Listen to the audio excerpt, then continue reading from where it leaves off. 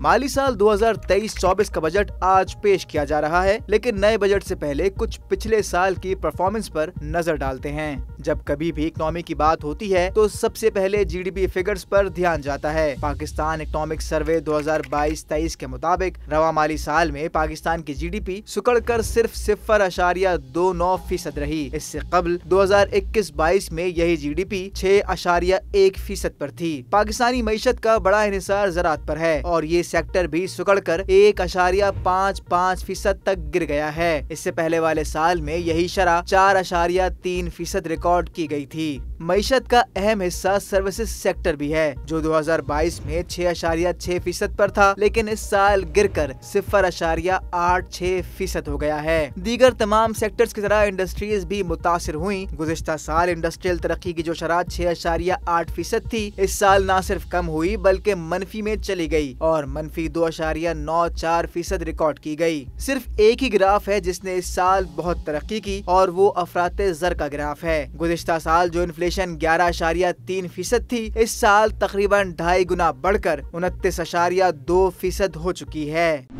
मजीद news updates और digital stories के लिए सब्सक्राइब करें डॉन न्यूज पाकिस्तान।